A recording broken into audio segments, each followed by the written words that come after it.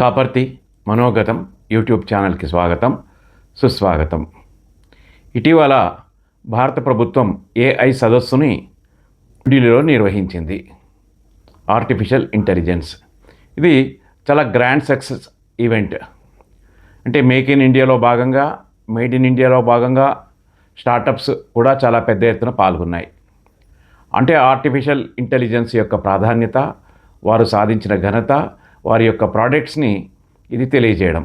అంతేకాకుండా ఇంటర్నేషనల్ లెవెల్లో కూడా చాలా పెద్ద ఎత్తున యూరోప్లో కావచ్చు, అమెరికాలో కావచ్చు, జపాన్ కావచ్చు, సింగపూర్, తైవాన్, హాంకాంగ్ లాంటి అనేక దేశాలకు చెందిన మోడల్స్ అక్కడ ప్రదర్శించబడ్డాయి.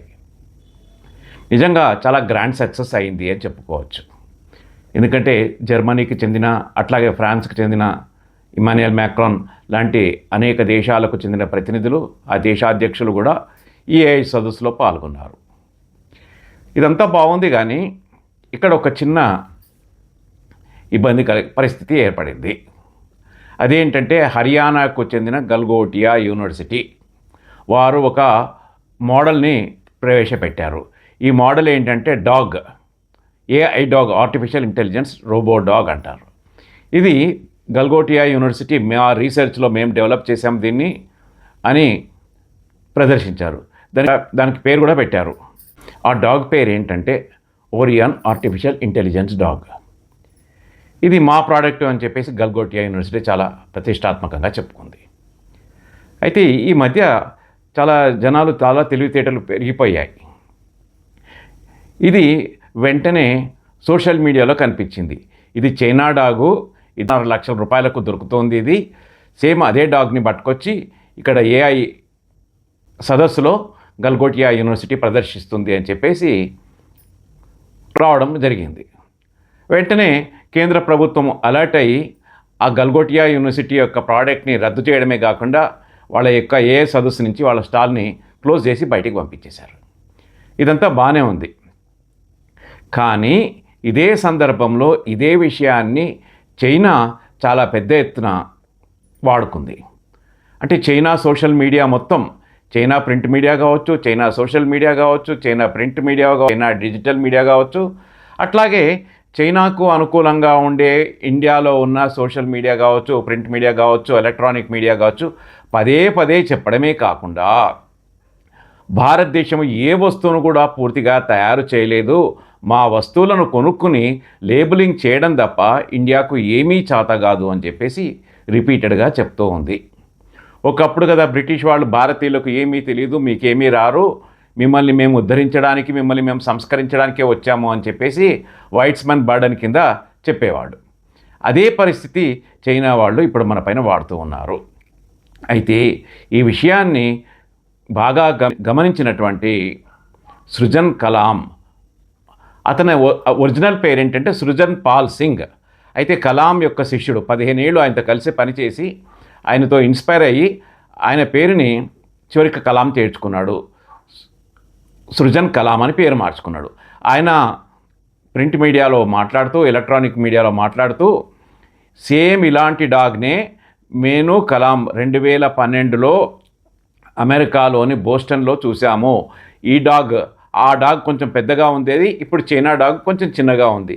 పూర్తిగా చైనా ఆ డాగ్ని కొనుక్కుని రివర్స్ ఇంజనీరింగ్ చేసి కొన్ని మోడిఫికేషన్స్ చేసి చిన్న డాగ్గా తయారు చేసి ప్రదర్శించింది స్పష్టంగా చెప్పాడు.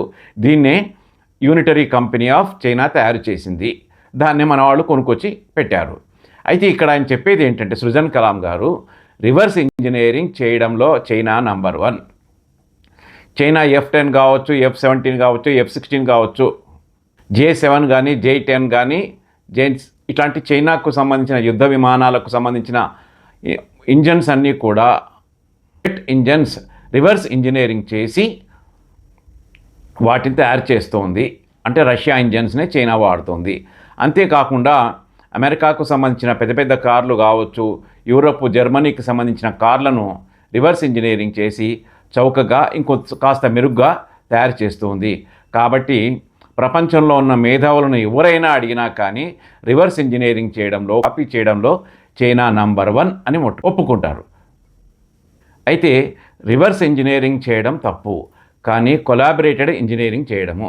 అంటే ఏదైనా ఒక దేశం యొక్క టెక్నాలజీని మనము తెచ్చుకుని వాళ్ళ అనుమతితో, పర్మిషన్తో కొలాబరేట్ చేస్తే తప్పు లేదు. కానీ reverse engineering, copy engineering India ఎప్పుడు చేయదు. అట్లాగే రష్యా నుంచి మనము అనేక వస్తువులను, అంటే యుద్ధానికి సంబంధించిన అనేక పరికరాలను తెచ్చుకున్నాము వాళ్ళ పర్మిషన్ తోటి. దీన్ని ట్రాన్స్ఫర్ ఆఫ్ టెక్నాలజీ అంటారు, కొలాబరేటెడ్ ఇంజనీరింగ్ అంటారు, చేస్తున్నాము. దానికి చక్కటి ఉదాహరణ బ్రహ్మోస్. అట్లాగే ఇజ్రాయెల్తో కూడా కొలాబరేట్ అయ్యి వాళ్ళ యొక్క టెక్నాలజీని మనం కొనుక్కొని, వాళ్ళ అనుమతి తీసుకొని వాటిని డెవలప్ చేస్తున్నాం. కాబట్టి ఇండియాలో ఉన్న మీడియా కూడా చైనాకు అనుకూలంగా భారతదేశాన్ని డిగ్రేడ్ చేయాలని చెప్పి ట్రై చేస్తుంది. ఇది చాలా తప్పు. అంతేకాకుండా ఇలాంటి రోబో డాగ్స్నే భారతదేశము ఎన్నో తయారు చేసింది. మీడియా మొత్తము ఆ సదస్సులో ఇండియా యొక్క అచీవ్మెంట్స్ని చూపించడానికి బదులుగా ఈ గల్గోటియా యూనివర్సిటీ యొక్క రోబో డాగ్ని హైలైట్ చేస్తూ ఉంది. ఇది చాలా బాధాకరం. ఇండియన్స్ అంతా అలర్ట్ కావాలి. ఇండియా మీడియా ఇండియా యొక్క గొప్పతనాన్ని చెప్పాలి, కానీ అవమానకరంగా వీడియోస్ చేయకూడదు అని చెప్పేసి స్పష్టంగా చెప్పడము జరిగింది. ఫ్రెండ్స్, కాబట్టి నేను ఇచ్చిన కాంటెంట్ మీకు నిజంగా నచ్చితే లైక్ చేయండి, షేర్ చేయండి. ఎవరైనా సబ్స్క్రైబ్ చేసుకోకపోతే చేసుకోమని చెప్పండి. తద్వారా మరింత మంచి కాంటెంట్ను ఇచ్చిన వాడిని అవుతాను. జై హింద్.